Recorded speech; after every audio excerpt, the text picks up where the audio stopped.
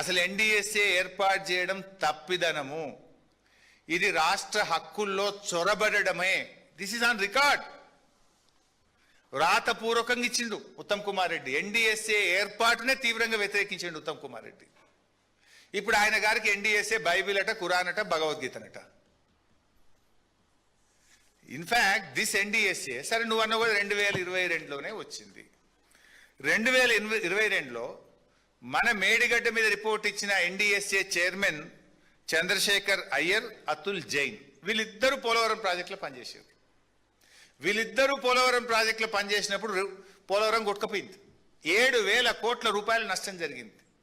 డేట్లు కూడా చెప్తా. 2022లో ఎన్డీఎస్ఏ వచ్చిన తర్వాత డౌన్ స్ట్రీమ్ కాపర్ డ్యామ్ కొట్టుకుపోయింది, డయాఫ్రేమ్ వాల్ కొట్టుకుపోయింది, functional failure of up stream coffer dam కొట్టుకుపోయింది, scouring of dump hill bund at spillway and approach channel restoration 1000 కోట్ల రూపాయల నష్టం జరిగింది. Slope failure of spilling channel, failure of spoil banks, ఇది 500 కోట్ల నష్టం జరిగింది. Dewatering charges for failure of both coffer dams 500 కోట్ల డ్యామేజ్ నష్టం జరిగింది. Damage of failures of guide bund on spillway 350 కోట్ల నష్టం జరిగింది. మొన్న latest 15 August 2025 failure of up stream coffer dam. ఇన్నిసార్లు కొట్టుకుపోయింది. వీడికి ఎన్డీఎస్ఏ ఎందుకు పోదు? తెలంగాణలో మేడిగడ్డకు నష్టం జరిగితే 3 రోజులకు వచ్చింది ఎన్డీఎస్ఏ. ఇది 3 ఏళ్ళైనా పోతలేదు. 2022లో మీరు ఏర్పడ్డారు, ఇవాళ 2026, 4 ఏళ్ళైంది. 4 ఏళ్ళైనా ఎందుకు ఎన్డీఎస్ఏ పోతలేదు వీడికి? మరి గమ్మత్ ఏంటంటే కట్టింది మీరే, ఎన్డీఎస్ఏను హెడ్ చేస్తున్నది మీరే. ఈ పోలవరం కట్టినటువంటి చంద్రశేఖర్ అయ్యర్ ఎప్పటి నుంచి ఎప్పటిదాకా పనిచేసిండు అంటే పోలవరంకు 2019 నుంచి 2022 డిసెంబర్, అంటే ఆల్మోస్ట్ 2023, 2019 నుంచి 2023 దాకా పోలవరంను కట్టించింది చంద్రశేఖర్ అయ్యర్. ఈయననే ఎన్డీఎస్ఏ ఒక రిపోర్ట్ ఇచ్చింది. ఇంకొక ఆయన అతుల్ జైన్, ఈయన కూడా పోలవరం ప్రాజెక్టులో 2024 జూన్ దాకా పనిచేసిండు. ఈయన ఫైనల్ రిపోర్ట్ ఇచ్చిండు. నేను అడుగుతున్నా, మరి మీ రిపోర్ట్లు మీరే ఇచ్చుకోవాలి కదా. మరి పోలవరం కట్టింది మీరే, కూల్చింది మీరే, మీ హయాంలోనే కూలింది. మరి ఈడికి కూడా ఎన్డీఎస్ఏ రిపోర్ట్ ఇవ్వాలి కదా. అంటే రాజకీయం చేస్తున్నారు మీరు. ఇది ఇక్కడనేమో మీరు 7,000 కోట్ల నష్టం జరిగితే సైలెంట్గా మరమ్మతులు చేసుకుంటున్నారు, ఫటాఫట్ పని చేసుకుంటున్నారు, పోలవరాన్ని ముందుకు తీసుకుపోతున్నారు. కానీ కాళేశ్వరం లేని పండబెడుతున్నారు. మేడిగడ్డ మరమ్మతు చేయకుండా మీరు కాంగ్రెస్ బీజేపీలు కుమ్మక్కై ఇవాళ పగా ప్రతీకారం తీసుకొని తెలంగాణ రైతు ప్రయోజనాలను, రాష్ట్ర ప్రయోజనాలను దెబ్బతీసే ప్రయత్నం చేస్తున్నారు. ఎస్, మళ్ళీ ప్రశాంత్ మళ్ళీ గుర్తు చేస్తున్నారు.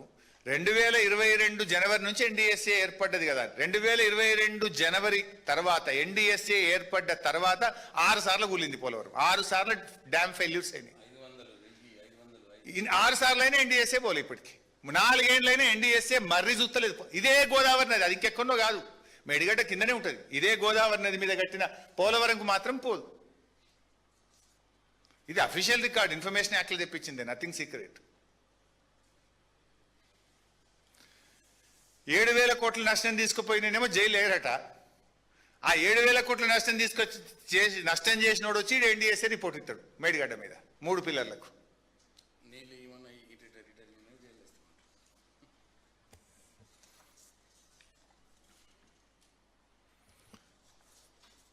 సో ఫైనల్లీ మళ్ళీ మేము చెప్పదలుచుకున్నది ఒకటే. రేవంత్ రెడ్డి గారు, ఇవాళ రాష్ట్రంలో కరువు ఛాయలు కమ్ముకుంటా ఉన్నాయి.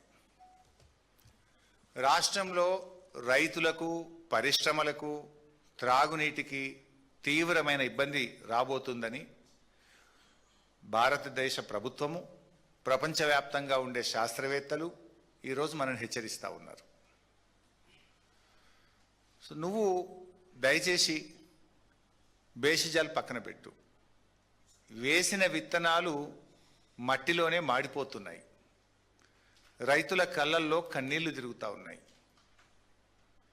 పందాలకు పట్టింపులకు పోయి రైతుల పంటలు ఎండబెట్టకండి. దయచేసి మోటార్లు ఆన్ చేయండి, రైతులను కాపాడండి. కావాలంటే క్రెడిట్ మొత్తం మీరే తీసుకోండి, మాకేం క్రెడిట్ అవసరం లేదు. మాకు రైతులు సంతోషంగా ఉంటే చాలు, ఈ కరువు బారి నుంచి మన థర్మల్ విద్యుత్ కేంద్రాలు నడవాలి, ప్రజలకు త్రాగునీరు అందాలి, రైతుల పంట పొలాలు కాపాడాలి. ఇదే మా తపన, మా తాపత్రయం. మా మీద కక్షతోని గోదావరి నీళ్లను విడిచిపెట్టకండి, ఒడిసి పట్టండి. మీ ఈగోలు పక్కన పెట్టండి, ప్రతి చుక్కను ఒడిసి పట్టండి. రాష్ట్ర ప్రజలను కాపాడండి. లేదంటే మాత్రం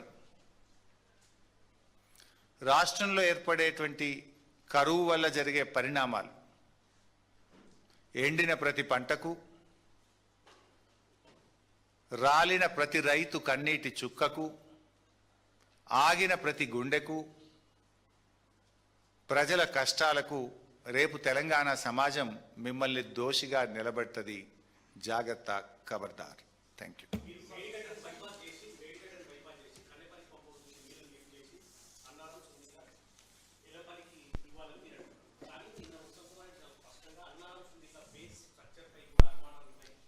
అనుమానాలుంటే తమ్మిడిహట్టి టు సుందిల్ల నువ్వు ఎందుకు ప్రాజెక్ట్ డిజైన్ చేసినావు? నువ్వే కదా ప్రెస్ మీట్ పెట్టింది. It's not my press meet. ఆ రోజేమో సుందిల్లో పనికి వస్తుంది, ఇవాళ మేము ప్రశ్నిస్తే నీళ్ళు ఎత్తమంటే పనిచేయదంటవా? నంబర్ 1. నంబర్ 2, నీ రాష్ట్ర ప్రభుత్వ తెలంగాణ ఇంజనీర్లే నీకు లేఖ రాసింది కదా ఎత్తుదామని. నంబర్ 3, రిటైర్డ్ ఇంజనీర్లు కూడా మినిమం డ్రాడౌన్ లెవెల్ మెయింటైన్ చేస్తూ నీళ్ళు ఎత్తండి అని చెప్పినారు కదా. Thank you.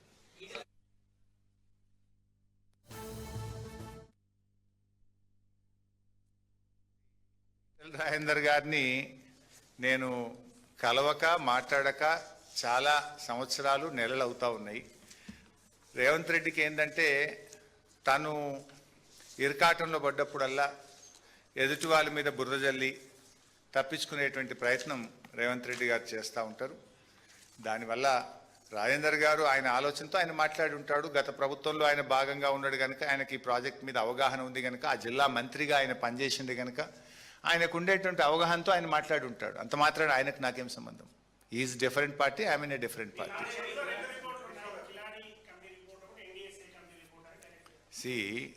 ఇవాళ కొత్తగా కిలాడి కమిటీ రిపోర్ట్ అన్నావు. మొన్నటిదాకా వాళ్ళని నిపుణుల కమిటీ, వాళ్ళు గొప్ప వాళ్ళని 2.5 సంవత్సరాలు నువ్వే అసెంబ్లీలో మాట్లాడినావు, బయట మాట్లాడినావు. వాళ్ళ రిపోర్ట్ నేను బయట పెడితే దాని పేరు మార్చినావు.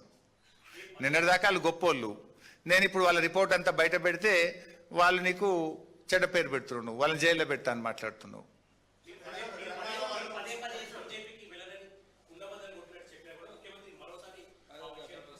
సరే, అది దానికి కూడా సమాధానం చెప్తా. అసలు ఈ రేవంత్ రెడ్డికి నా గురించి మాట్లాడే నైతిక హక్కు ఉందా? నీ జీవితంలో నువ్వు ఎన్ని పార్టీలు మార్చినావు? చొక్కాలు మార్చినట్టు పార్టీలు మార్చిన రకం నువ్వు. నీకు నాకు నా జీవితంలో నా పుట్టుక బీఆర్ఎస్, చావు బీఆర్ఎస్ అని 100 సార్లు చెప్పిన. మళ్ళీ నేను చెప్పి ఈ చిల్లరగాడికి సమాధానం చెప్పాల్సిన నాకు అవసరం లేదు. ఈ క్యారెక్టర్ లేనోడికి, ఎవడన్నా క్యారెక్టర్ ఉన్నోడు ప్రశ్నించిన, వ్యక్తిత్వం ఉన్నోడు ప్రశ్నిస్తే సమాధానం చెప్పినా దానికి అర్థం ఉంది. వ్యక్తిత్వం లేనోడు, విలువలు లేనోడు, నిజాయితీ లేనోడు చొక్కాలు మార్చినట్టు పార్టీలు మార్చడానికి నేను సమాధానం చెప్పాలా?